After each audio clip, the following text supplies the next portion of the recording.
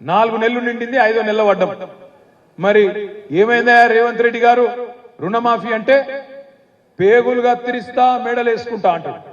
ఎవడన్నా పేగులు కత్తిరిస్తాడే ముఖ్యమంత్రి? జేబుల కత్తెర పెట్టుకొని తిరుగుతున్నా అంటాడు.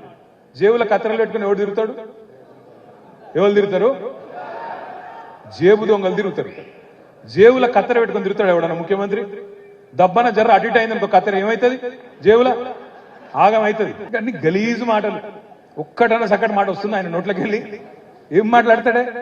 లంకె బిందెలు ఉంటాయి అనుకొని వచ్చిన నేను, ఖాళీ కుండలు ఉన్నాయి అంటాడు. ఎవడన్నా ముఖ్యమంత్రి మాట్లాడే మాటనా? నాకు ఆ భాష రాదు, నీకోసం నేర్చుకొని మాట్లాడుతున్నా.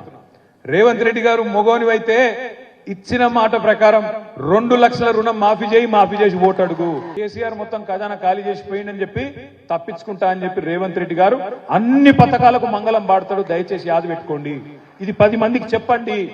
బంగారం పోతుంది, ఫ్రీ బస్సు పోతుంది, అన్ని పోతాయి. పాపము కేటీఆర్ గారికి కొంచెము డిస్టర్బ్ అయిపోయాడు పాపం. ఆయన ఏమంటుండు? ప్రతిరోజు రేవంత్ రెడ్డి గారు ఫస్ట్ వ్యక్తి బీజేపీలో కలుస్తుడు అంటుండు.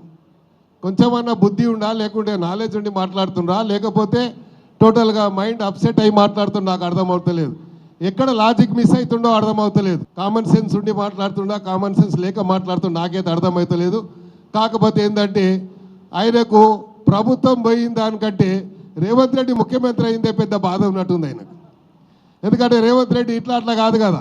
మొన్ననే చెప్పాడు, అన్నీ ఇప్పి పని చేస్తాం ఈ పని అన్నాడు. ఎందుకన్నాడు? చేసిన తప్పులు అలాంటివి కాబట్టి. దే షుడ్ రియలైజ్ సమయం వచ్చినప్పుడు ప్రక్షాళన చేసుకుంటే రియలైజ్ అయితే తప్పకుండా మళ్ళీ ఎప్పుడో ఒకరోజు అవకాశం వస్తుంది. ఇప్పుడు కాకుండా ఒక 10 సంవత్సరాలు. రేవంత్ రెడ్డి గారు మాత్రం 10 సంవత్సరాల వరకు మాత్రం కాంగ్రెస్ జెండాని ఆల్రెడీ గట్టిగా పాతి పెట్టాడు.